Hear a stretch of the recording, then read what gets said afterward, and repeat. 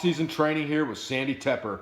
Sandy's totaled 1875 at 181 equipped, and Sandy came to me and said he wants a total 2,000 pounds at 181 equipped. He has some wild oats to sow equipped before moving to raw. So we're going to get this done here. So with this off-season, Sandy wanted to gain more hypertrophy. He wanted to strengthen his shoulders and strengthen his quads. Besides adding, and of course increase his work capacity. So besides adding a couple hundred pounds to his total, all those objectives are met, and I'm very confident we're going to get to see 2,000 pounds fall. And the few times I've done this where equipped lifters have come to me for a raw off season with similar objectives, we've had great results. So so first thing, talking about strengthening quads, and we started off with Hatfield squats. So the reason, why the Hatfield overload squats, if you watch here, watch this video, is about to start right here. We're doing the safety Hatfield overload squats. Sandy's exerting pressure against the power rack by grabbing those handles, and he's able to maintain a more upright torso throughout the entire squat. So he's basically using his hands to self-spot, and that prevents him from falling forward or falling backwards. So with traditional, straight bar squatting, that you can't use more than you can handle in your weak position. Obviously, your weakest spots are going to change the strongest, weakest link type of thing. Is going to limit what you can do. So that's going to obviously result in an inadequate amount of weight in the strongest position of your squat. Okay, with a safety squat, when your sticking point is reached, your hands can be used to pull you through while maintaining optimal form. It's almost like continuous tension on cables. So you can work with heavier weights in the ranges of the movement where you're strongest, and you give yourself help where in your weakest spots. Okay, so it's sort of like, so that's with a Hatfield overload squat like this, where you're self-assisting, self-spotting. I do use the regular safety squats too, like a lot of other powerlifters do. So the difference is, the regular safety squats, what they do is they circumvent and expose a weak point and strengthen it directly to this.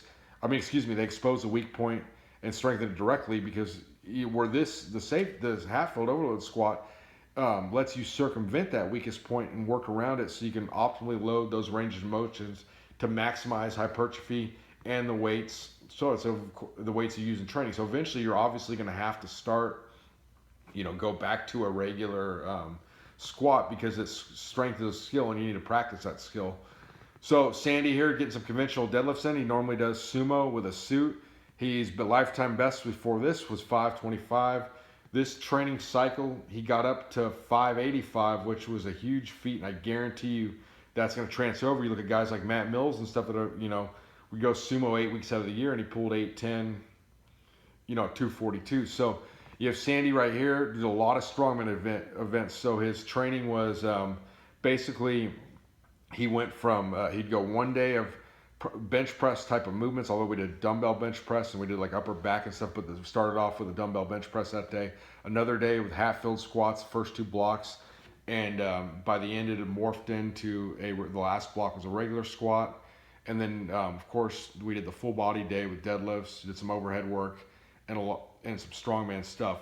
So as I always say, you're way better off training 3 days a week 100% committed than training 4 days a week and missing even once a month. Because even if you miss once a month, say you're training 16 times a week, that's 6% of your workouts. You get fired from damn McDonald's that way. So that ain't gonna cut the mustard if you want to have world-class strength. We look at all these gains he's made. Arnold presses in the beginning, he was struggling 40 pounds. At the ends, doing reps with 75s.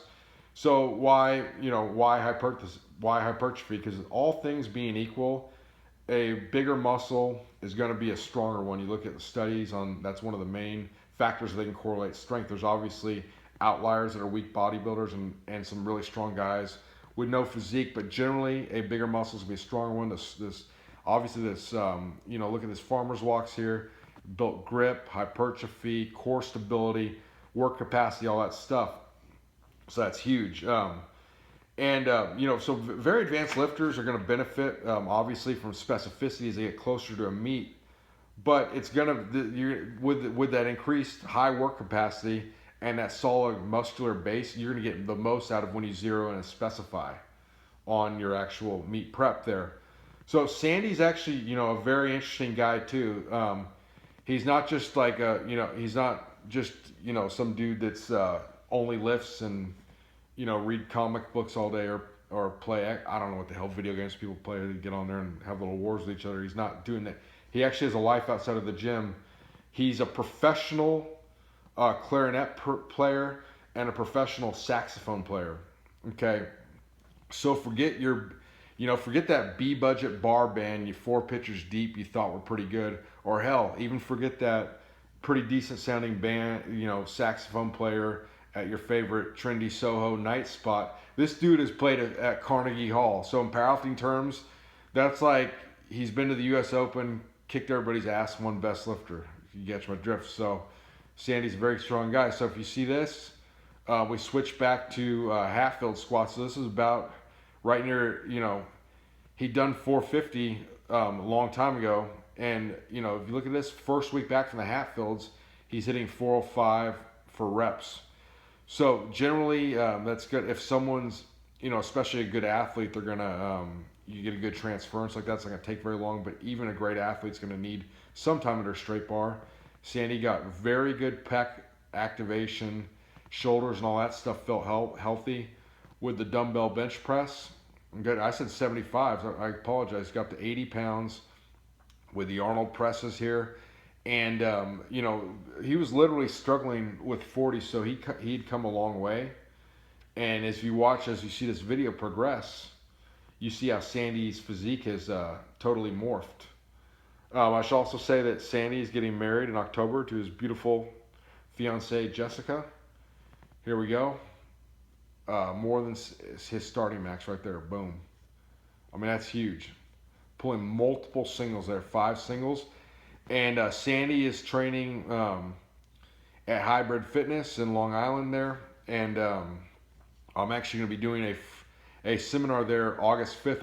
I'll put a link to in the description box for that seminar. And you can actually sign up there, and it's actually going to be free admission to get into that seminar. And we're going to talk about training, about ways to get stronger. And then, of course, we're also going to do a hands-on session where I'm actually going to coach people through their forms so you can have any questions. Again, look at this. Good, no doubt on depth. That's like USAPL, no problem depth. I apologize for my dogs.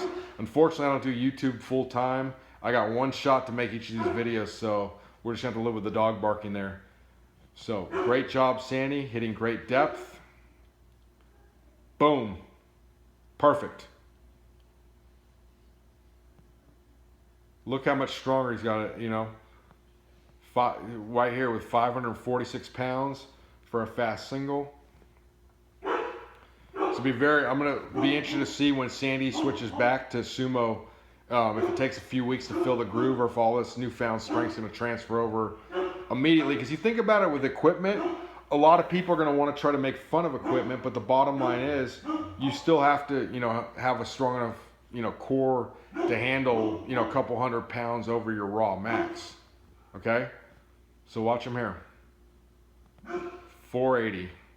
So, I mean, this is, huge PR for him and doing it for reps. So obviously there was no problem with the transference from the Hatfield squats. And look at the way if you watch, you want to rewind back to the beginning, look at the way Sandy's quads have morphed over this entire training cycle. It's huge. Okay? Getting much stronger on the dumbbell bench presses. Before, he was having some issues hitting symmetrically at the bottom, like it was way offset. Talk to Sandy on that. And, sometimes people get really fancy and pretend like everything's some like crazy imbalance. And sometimes it's just intentionality. When Sandy was, I informed him of this, he got it straight. So awesome stuff, Sandy. Look at the amount of muscle Sandy's put on his upper body. And furthermore, for this seminar here too, guys, I mean, look how great equipped this gym is there. And then you get to see like, like the male model himself, Dennis Weiss there. So it's awesome stuff. Hitting some rear delts here. If Sandy gets fired from the saxophone, we definitely get him at Chippendales. Like, share, and subscribe, please.